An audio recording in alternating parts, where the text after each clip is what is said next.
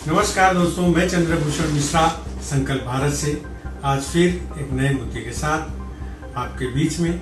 आज मैं आपको कुछ अमरनाथ गुफा की खोज के प्रकाश डालने का प्रयास कर रहा हूं। मैं आप जानिए कि अब आपको ये मालूम पड़ेगा कि अमरनाथ गुफा कब से है या खोज किसने की, और जिसका नाम लिया जाता है खोज करने में, वो तो छोड़िए, उसके पैगंबर भी धरती पे नहीं आए थे जब से अमरनाथ गुफा की खोज हुई।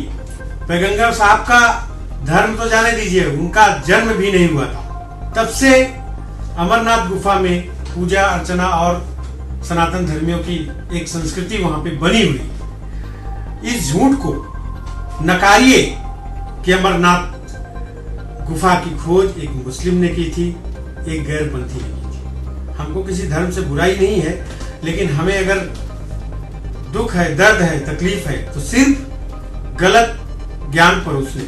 आप गलत ज्ञान के जरिए हमारे धर्म को, हमारे संप्रदाय को आप परेशान मत कीजिए और उसे पथभ्रष्ट मत कीजिए। गलत रास्ते पे मत ले जाइए। गलत चीजें, गलत जानकारी हमारी पीढ़ियों को मत बताइए। मेरा सिर्फ यही बात बताना है। दोस्तों, बाबा बर्फानी जो कि अमरनाथ में है, उनके दर्शन की यात्रा आज से नहीं, सदियों से है। अमरनाथ यात्रा शुरू होते ही फिर से सेक्युलरिज्म के जो लम्बरदार हैं वो तुरंत फ्रंट पे आते हैं और अपने आप उनका जो व्यक्तिगत इतिहास है उसकी व्याख्या वो शुरू कर देते हैं। सच बताऊं आपको तो इनका कहना है कि इस गुफा को 1850 में एक मुस्लिम व्यक्ति बूटा मलिक ने खोजा था। पिछले साल तो पत्रकारिता का गोयनका अवार्ड घोषित करने वाले इंडियन एक्सप्रेस अखबार ने एक लेख लिखकर इस झूठ को इतने जोर शोर से प्रचारित किया था कि क्या कहने। जबकि इतिहास में यह दर्ज है कि जब इस्लाम इस धरती पर मौजूद ही नहीं था, यानी पैगंबर साहब को छोड़िए, उनका कुरान ही नहीं उतरा था, उनका जन्म भी नहीं हुआ था, अमरनाथ की गुफा में सनातन संस्कृति के अनुयायी बाबा बर्फानी की पूजा अर्चना कर रहे हैं और वहां पे उनकी यात्रा प्रतिवर्ष होती रही है। कश्मीर के इतिहास की बात करें तो कल्हड़ की राजतरंगिणी और नीलमत पुराण से सबसे ज्यादा जानकारी मिलती है। श्रीनगर से 141 किलोमीटर दूर 3888 मीटर की ऊंचाई पर स्थित अमरनाथ गुफा को भारतीय पुरातत्व विभाग ही 5000 वर्ष प्राचीन मानता है। ये हमारा जो आर्कियोलॉजिकल सर्वे है, जो पुरातत्व विभाग भारत सरकार के अंदर में है, ये उसकी बात है। अब यानी महाभारत काल से इस गुफा की मौजूदगी खुद भारतीय एजेंसियां मानती हैं कि यह महाभारत काल से था। लेकिन यह भारत का सेक्युलरिज्म है जो तथ्यों और इतिहास से नहीं, मार्क्सवादी और नेहरूवादियों से के परसेप्शन से चलता है। वही परसेप्शन इस बार भी बनाने का प्रयास आरंभ हो चुका है। अमरनाथ की गुफा प्राकृतिक है, न कि मानव निर्मित। उसे किसी व्यक्ति ने नहीं बनाया है, वह एक नेचुरल है। जैसे पूरा हिमालय नेचुरल है, वैसे अमरनाथ की गुफा भी नेचुरल है। 5000 वर्ष की पुरातत्व विभाग की यह गणना भी कम पड़ती है, क्योंकि हिमालय के पहाड़ लाखों वर्ष पुराने माने जाते हैं। यानी यहाँ की प्राकृतिक गुफा लाखों वर्षों से वहां पे स्थित है। कल्लड़ की राजतरंगिणी में इसका स्पष्ट उल्लेख है कि कश्मीर के राजा सामदीवत सैव थे और वह पहलगाम के वनों में स्थित बर्फ के शिवलिंग की पूजा अर्चना करने जाते थे। और बर्फ का शिवलिंग अमरनाथ को छोड़कर और पूरे विश्व में आपको कहीं नहीं मिलेगा। केवल एक ऐसा स्थान अमरनाथ ही है हिमालय पर जहां पर बर्फानी बाबा का दर्शन होता है और उनकी पूजा अर्चना की जाती है। यानी वामपंथी जिस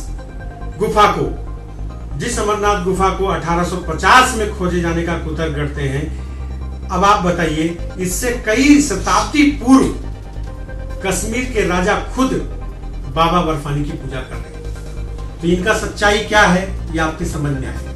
नीलमत पुराण ब्रिगेड संहिता में भी अमरनाथ का बार बार उल्लेख मिलता है।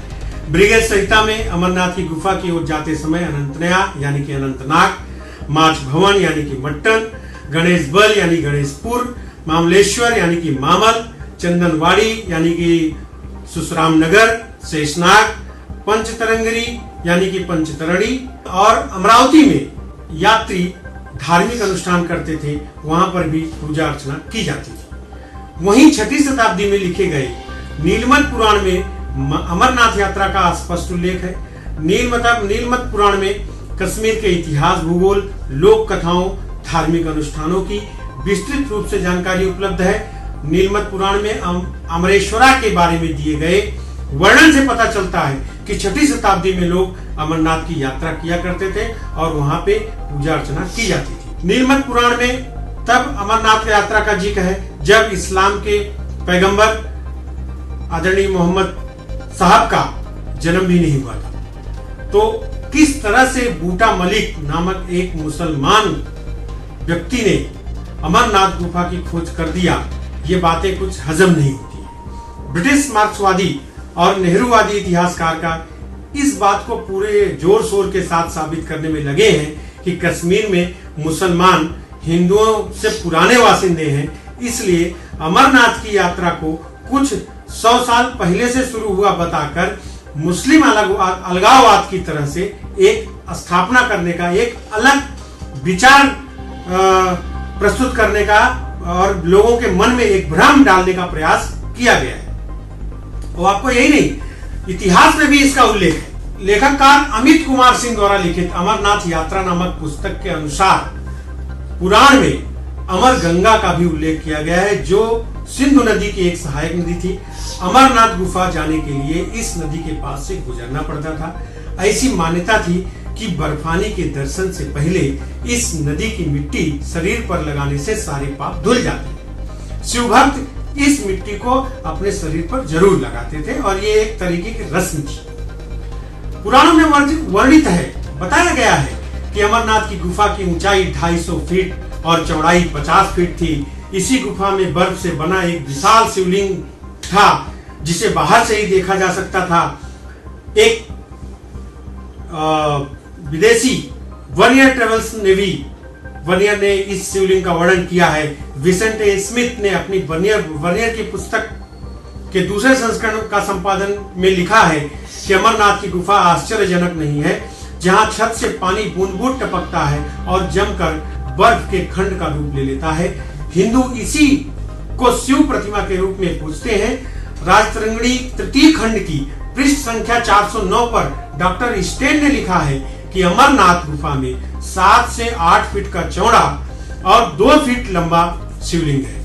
कल्याण की राजतरंगिणी द्वितीय में कश्मीर के शासक सामंतीमत 34 ईसा पूर्व से 17वीं ईस्वी तक और उनके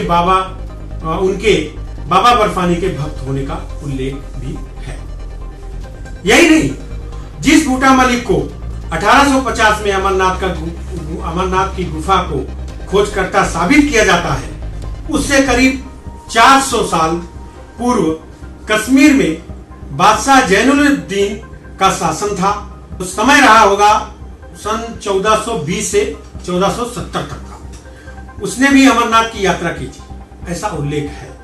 इतिहासकार जोनराज ने भी लिखा है कि 16वीं शताब्दी में मुगल बादशाह अकबर के समय इतिहासकार अबुल फजल ने अपनी पुस्तक आईने अकबरी में अमरनाथ का जिक्र एक पवित्र हिंदू तीर्थ स्थल के रूप में किया है। आईने अकबरी में यह भी लिखा है कि गुफा में बर्फ का एक बुलबुला बनता था। यह थोड़ा थोड़ा करके 15 दिन तक रोजाना बढ़ता है और यह 2 गज से अधिक ऊंचा हो जाता है। चंद्रमा के घटने के साथ साथ वह भी घटना शुरू हो जाता है और जब चांद लुप्त हो जाता है तो शिवलिंग भी विलुप्त हो जाता है। ऐसी बातें उसमें ऑलरेडी उस ग्रंथ में लिखी हुई हैं, उन्होंने बताया है। वास्तव में कश्मीर घाटी पर विदेशी इस्लामी आक्रांता के हमले के बाद हिंदुओं को कश्मीर छोड़कर भागना पड़ा। इसके बाद 14वीं शताब्दी के मध्य से करीब 300 साल तक यह यात्रा पूर्णतः बंद थी, बाधित थी और बंद भी थी, कोई नहीं जाता आता था। यह यात्रा फिर से 1872 में वापस आरंभ हुई।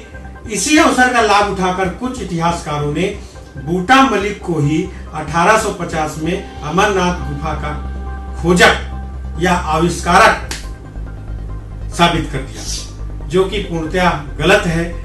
और भी बहुत सारे, मैं खुद प्राचीन इतिहास का छात्र रहा हूं इलाहाबाद विश्वविद्यालय से, और किसी भी मामले में आज भारत का इतिहास हो, चाहे पूरे विश्व का इतिहास हो, चाहे हड़प्पा हो, चाहे मोहनजोदड़ो हो, सारे इतिहास को लेके इतिहासकारों के मतैक एक नहीं है, हर जगह पे मतभेद है। किंतु इस प्रकार के मत अलग से प्रस्तुत करके, गलत तर्क दे करके किसी धर्म में जबरदस्ती किसी को घुसा देना, ये कहीं ना कहीं गलत है, ऐसा नहीं होना चाहिए। और फिलहाल आज के लिए इतना ही। अमरनाथ यात्रा और अमरनाथ गुफा के बारे में ये जानकारी आपको कैसे लगी, हमें कमेंट करके आप अवश्य बताएं। धन्यवाद। जय हिंद, जय भारत।